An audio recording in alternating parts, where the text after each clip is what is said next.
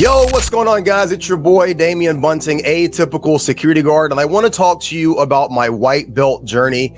I'm about 1 month into my experience. I've been training at Team Quest in Gresham. It's kind of a suburb of Portland in the southeast side.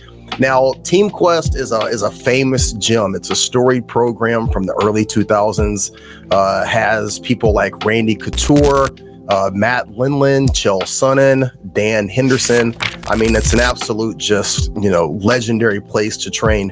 So it's been an extremely interesting 30 days, and I just wanted to share with you guys some of the pros, some of the cons, and then a few of the takeaways that I've gotten after my first initial month of training as a 46-year-old white belt. So welcome to my white belt journey. Let's go. What are some of the pros to getting involved in jiu-jitsu over the last couple of months? Well, number one, it's given me an outlet. Like most men my age, I work, I have a mortgage, I have a family, responsibilities. Living here in Portland, it's been very, very difficult for me over the past 4 years, the environment, the politics of the area. I'm one of those people where, my life has just been very, very stressful. On top of that, the political nature and the climate of the country has just been something that's weighed really heavy on me. So getting into jiu-jitsu, oddly enough, being in an environment where you're able to get that aggression out and have an outlet for your frustration, to be able to kind of leave it all on the mat, that has been very, very good for me over the past month. Going to classes 3 to 4 times a week, it's really given me an opportunity to get a lot of stress and aggression out, leave it on the mat. And I've actually been sleeping a lot better, and my mood has really gotten better over the past 30 days. It's also given me a purpose. I think that having something that needs to be done or something that needs to be kind of achieved is always important for men. For me, knowing that I have to go to class, X amount of days a week, and then I'm going to have to, be physically fit, be able to move around, be able to move my body in certain ways. That's been giving me kind of a purpose in order to kind of facilitate me working out, eating better. You realize very early on that if you're not in good shape, if you're not, mobile or physically fit, it makes it very, very difficult just to do the basic stuff in the class. So it's really set me on a path to kind of change things. I've really changed my diet. I've changed my workout schedule, my routine. I've quit drinking, and I'm down 15 pounds. I'm down 15 pounds in 30 days. So just having the bookends of going to class early in the week and later in the week, it's kind of given me a purpose to get in better shape and kind of dial in my diet and kind of cut that drinking out, which is very important as well. I would say another thing is that it's provided a community. A lot of the area here in Portland, I just don't really fit in. I don't fit in with a lot of the politics and kind of the way that things are done, or the viewpoints of people around here. Being at this gym has somewhat provided the community, if only for the amount of time that I'm there. The people that are there who are into jiu-jitsu, who are wanting to get in shape, people that are struggling, people that are successful, the people that are competing, whether you're looking to compete or if you're just there to, kind of be an extra body to help the people that are competing. It gives you a sense of purpose and a sense of community. And that's something that I've been lacking since being here in Portland. That's been very beneficial to me.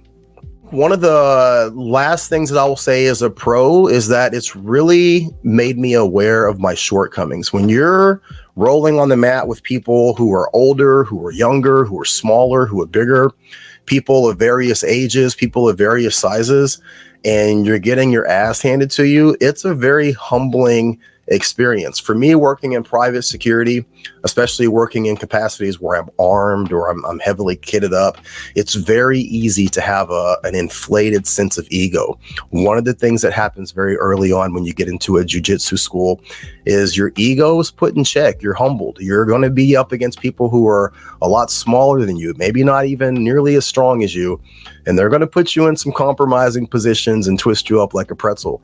And that's a good thing. Being exposed to some of your physical shortcomings, maybe having your age or your abilities, kind of held up in front of you to show you maybe how tough or how strong you aren't, can sometimes be a very good thing, especially in my profession. So I think that being aware of those things has been very beneficial, and I think it's a good thing for anybody in that environment. Some of the cons now, aside from the soreness, aside from being just dog tired, I would say that it's really made me aware of my weight. It's made me aware of some of my physical limitations. I don't want to say that that's a con necessarily, because definitely if you're aware of those things, then you can address them and you can fix them. But more than anything, it's really kind of made me recognize my mortality. Like, I realize that I'm getting older. I'm not in my 20s anymore. I'm not in my 30s anymore. I'm 46. I'm pushing 50. And being in an environment where you're around youth, where you're around younger men, you're around younger people who still have their entire life around them, it can sometimes be a little bit, disheartening and stressful. And then it can kind of make you think about some of your regrets and things that you've left on the table. So that's probably one of the only major cons that I can say. But at the same time, that can also be a benefit, because it makes you realize how short life is, and that if you want to do something, you got to take advantage of the time that you have. And that's what I'm doing right now. I would say one of my other big cons would be my natural competitive nature. I think for most guys, when you're in this situation, especially if you're being challenged, if you're being, put in a competitive environment, you want to do your best. You want to do your best in almost any situation. But when it's a fighting sport, when it's a sport of dominance or position, it's very, very hard to not let your ego get the best of you. So it's hard to not be competitive. I'm one of those people where anything that I get involved in, I do a deep dive. I want to learn everything about it. I want to get all the instructional DVDs. I want to get all the information. But it's very important that for people in any capacity of jiu-jitsu, especially if you're in your 40s, your late 40s like me, you have to slow down. So I have to constantly tell myself, listen, you might have to take a round off. You might have to sit some things out. You are going to have to tap early and tap often, and that's okay. It's the last part of that sentence, and that's okay, that is probably the biggest issue for me, because I have a natural competitive nature. But be that as it may, it is what it is, and you have to recognize that. So for me, after my first month, it's just understanding that it's okay to not be good at this. It's okay to not be, very competitive at this moment on the mats. And also to just give myself that grace that this is something that is going to be a hopefully, lifelong endeavor, and that you're doing this for the benefits that you're getting out of it, and try not to go out there and behave as if you're 20 years old. So what are some of the takeaways after the first month? Number one, and most importantly, the benefits definitely outweigh any of the negatives. Anything that I've listed as a con or anything that I've brought up as a negative, the benefits far outweigh it. I'm having a great time. I really enjoy it. And I do want to say this. I've seen a lot of videos where people are talking about those who start jiu-jitsu.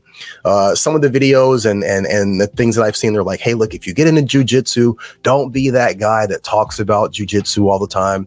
Don't be that guy that buys all the cool gis. Just go to class. Listen, I'm going to push back and say, especially if you're one of those people like me, if you're my age, talk about it.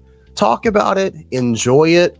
Find the parts of the environment and the culture that you can get out of it. Because for people like me at my age range or age group, we're not going to be, most of us, we're not going to be competitive. We're not going to be doing this and going to competitions. We're not going to be burning through the belts.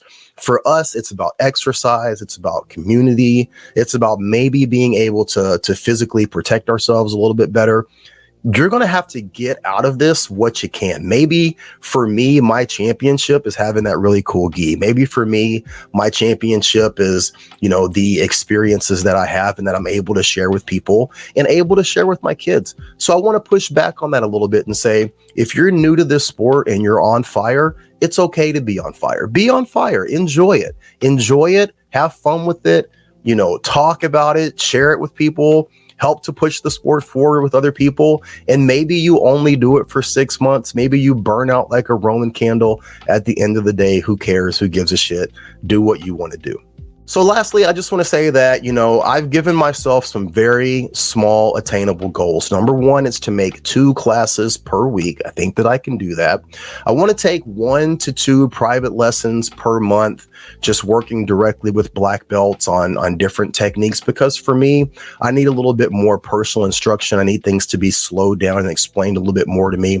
And also I like to be able to kind of pick up on things and learn things that maybe we're not being taught in class.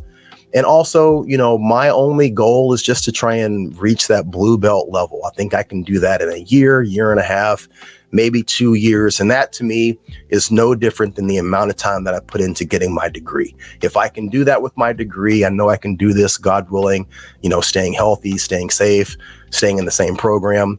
And that's kind of what I want to do. And at the same time, it's really important that I share with you guys my experiences and the things that I'm going through, so that if you're out there on the other side of this camera and you're thinking about doing this or thinking about doing anything, that you can look at my situation and go, hey, if he was able to do it, I'm able to do it as well. So what are your thoughts? Are you guys taking jujitsu? Are you an older guy like me? Are you on your own white belt journey? Or maybe you've already gone through this, been there, done that, and you're on the other side. Share with me your comments. And if you like what we're talking about here, please make sure that you like, share, and subscribe, and become a part of the community that we're building here. As always, I hope you guys have a great day, and I want you to be great. All right? Be great.